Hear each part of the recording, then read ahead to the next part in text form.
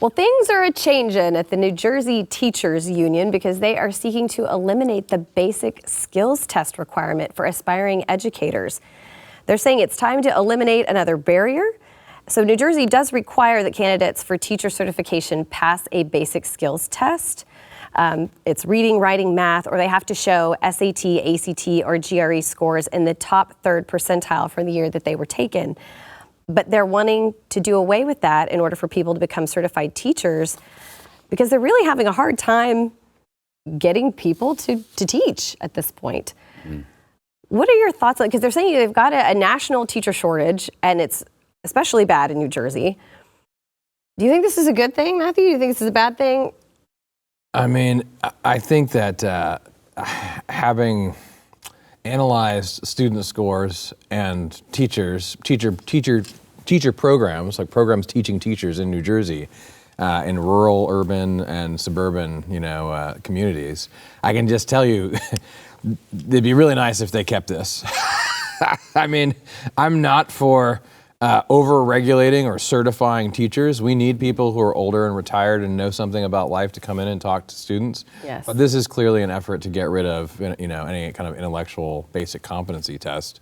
And so there is, I admit, part of me that's a little bit accelerationist on this, where I say, good, get rid of all the requirements. Get rid of all the grades, just let it go. I mean, maybe we just have to let it melt down like that, and then people will get, some sense back. But I can tell you that they could use keeping this. It would probably be helpful. I mean, it just seems like so many people, so many teachers during the pandemic, after trying to deal with virtual learning and the hassles that came with all of that, so many people just said, I can't do it anymore.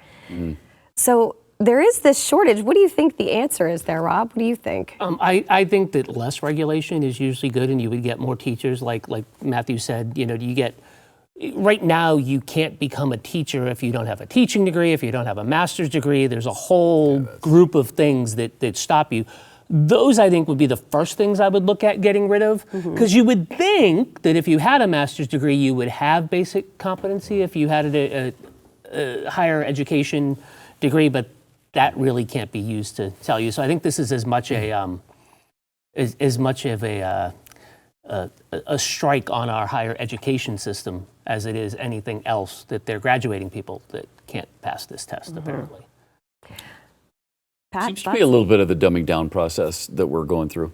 The students can't cut it, so you make things easier for them. You take away the tests, you change the grading curve, and now we can't get teachers, so we're going to dumb down the requirements to become a teacher. It's a little dangerous, I think. Just to fill those slots. Well, it's interesting because the president of the American Federation of Teachers, Randi Weingarten, she tweeted out yesterday a link to an article from Axios, what's behind the increase in homeschooling.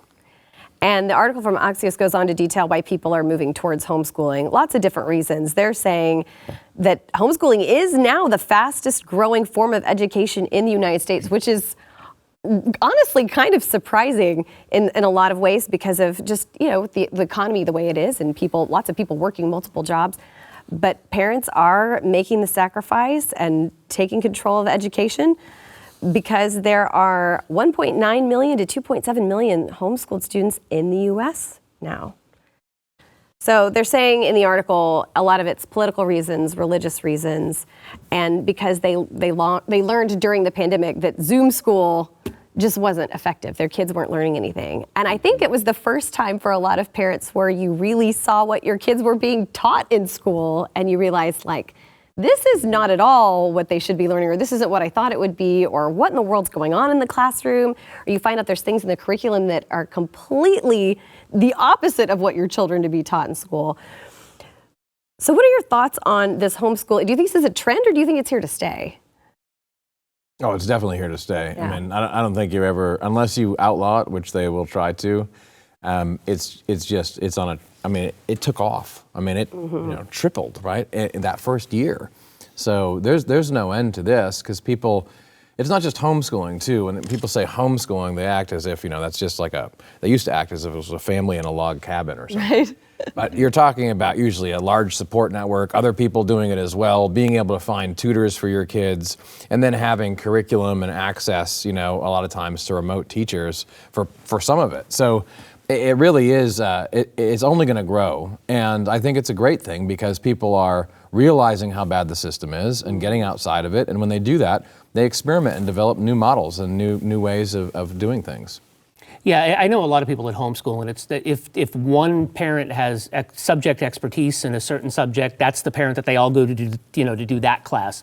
And I think, you mentioned that the pandemic showed what they were learning in the Zoom school and it didn't work, but I think that you're starting to see some models with that too, that it's not just you alone homeschool, like you said, remote teachers.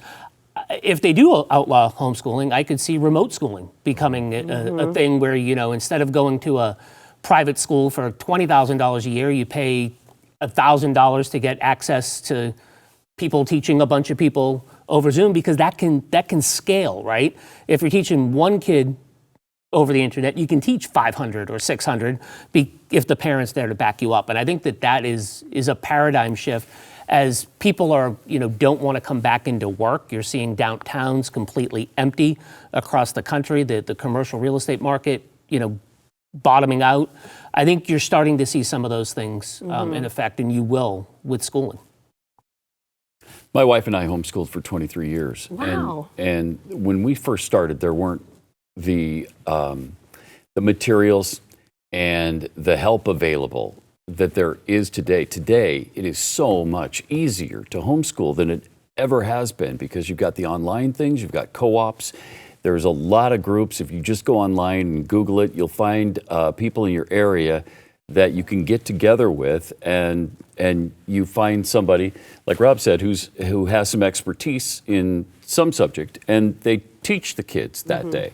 You can do it yourself. You can do it online. There's a million different ways to approach homeschooling, and a million different aids that are available to people now.